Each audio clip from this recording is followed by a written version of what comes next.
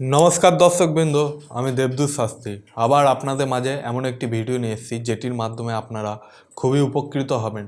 ভিডিওটি কি ব্যাপারে আমি বলে দিচ্ছি, আপনারা একটু মনোযোগ দিয়ে অবশ্যই শুনে নেবেন। ঠিক আছে দর্শকবৃন্দরা, ভালো করে মনোযোগ দিয়ে শুনবেন, যাতে ভিডিওটি একটু স্কিপ করবেন না। স্কিপ করলে যে ভালো জিনিসগুলো আছে সেগুলো আপনারা যদি মিস করে যান তাহলে কিন্তু তন্ত্রক্রিয়ায় আপনাদের বাধা আসতে পারে। এই ভিডিওটি আমি বলে দিচ্ছি, এই ভিডিওটি হচ্ছে আপনার সর্বরোগ থেকে মুক্তি পাওয়ার উপায়। সর্বরোগ মানে হচ্ছে মানুষ আপনাদের ঘরে যারা বৃদ্ধ রয়েছে বা বৃদ্ধা রয়েছে তাদের দেখবেন আপনাদের অনেক রকম রোগের সমস্যার সম্মুখীন হতে হয় বা রোগ আরোগ্য তাদের ধরে রয়েছে। সেই জায়গাটা আপনাদের কি করতে হবে, কিভাবে কি করলে রোগটাকে আপনি বাঁচাতে পারবেন, এটা আমি বলে দিচ্ছি, একটু মনোযোগ দিয়ে শুনে নেবেন। এর থেকে যদি আপনারা মুক্তি পেতে চান তাহলে একটাই ক্রিয়া করতে হবে, যেটাকে বলা হয় হচ্ছে সর্বরোগনাশক ক্রিয়া। ঠিক আছে, এটি কিভাবে করবেন, কেমন করে কি করতে হবে সব বলে দিচ্ছি দর্শক বন্ধুরা এই ভিডিওতে, আপনারা একটু মনোযোগ দিয়ে অবশ্যই শুনে নেবেন।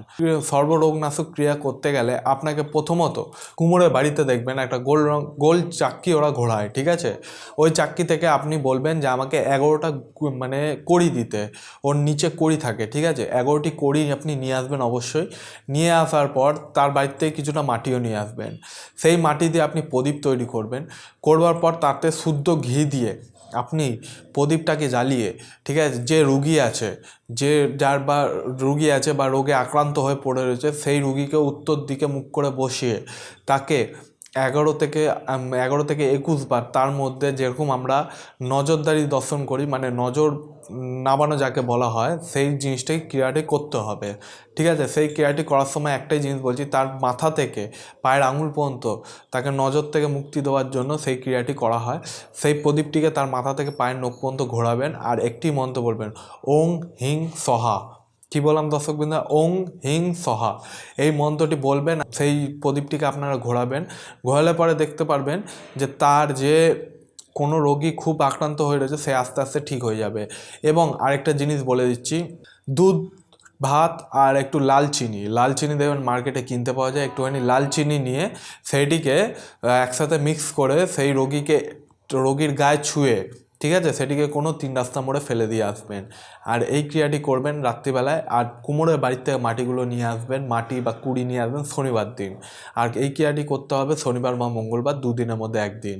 এই ক্রিয়াটি যখন আপনারা করবেন তখন সাবধানতা খুবই বজায় রেখে করবেন। যে মন্ত্রটি আছে সেই মন্ত্রটি আমি বলে দিলাম, এবং দুধ এবং ভাত আর চিনি যে জিনিসটিকে আপনারা মিক্স করে তার গায়ে ছুঁয়ে কোনো 3 রাস্তার মোড়ে যখন ফেলবেন তখন যাতে সূর্য না উঠে থাকে, সূর্য যাতে অস্ত চলে যায়, সে সময়টা আপনারা করবেন। করবার পর আপনারা সেই 3 রাস্তার মোড়ে সেই জিনিসটাকে ফেলে দিয়ে আসবেন যখন, তখন পেছন ঘুরে আর সেই জায়গাটা দেখবেন না। ঠিক আছে, আর কোনো লোক কিছু বললেও তার সেটিতে কান দেবেন না, আর কোনো লোকের সঙ্গে কথা বলবেন না যতক্ষণ আপনারা বাড়িতে না চলে আসছেন। এই ক্রিয়াটি করতে পারলে আপনাদের দেখবেন যে বাড়িতে যারা রোগে আক্রান্ত রয়েছে, যে বৃদ্ধা বা বৃদ্ধ কোনো মানুষ বা যে কেউ যে আক্রান্ত রয়েছে, তার রোগ আস্তে আস্তে ধীরে ধীরে কমে যাবে। ঠিক আছে, এই ক্রিয়াটি করার সময় কোনো রকম অসুবিধা হলে স্কুলে আমার ফোন নাম্বার দেওয়া রয়েছে, ফোনের মাধ্যমে আপনারা সরাসরি আমার সঙ্গে যোগাযোগও করতে পারেন। চেম্বারের অ্যাড্রেস দেওয়া রয়েছে, সরাসরি চেম্বারে এসে দেখাও করতে পারেন। ঠিক আছে, এবং এই ভিডিওটি কেমন লাগলো কমেন্টের মাধ্যমে জানাবেন। একটা সাবস্ক্রিপশন আমার জন্য একটা ইন্সপায়ার হয়ে দাঁড়ায় আপনাদের আরও নিত্য নতুন ভিডিও দেওয়ার জন্য। ঠিক আছে, অবশ্যই চ্যানেলটিকে সাবস্ক্রাইব করে নেবেন এবং আপনাদের দর্শকবৃন্দ, আপনাদের বন্ধু বান্ধব, ভাই বোন বা ফ্যামিলির মাঝে এই ভিডিওটিকে ছড়িয়ে দেবেন। ঠিক আছে, আজকের ভিডিও এই পর্যন্তই। পরবর্তী ভিডিওতে আবার দেখা হবে। জয় শ্রী মহাকাল।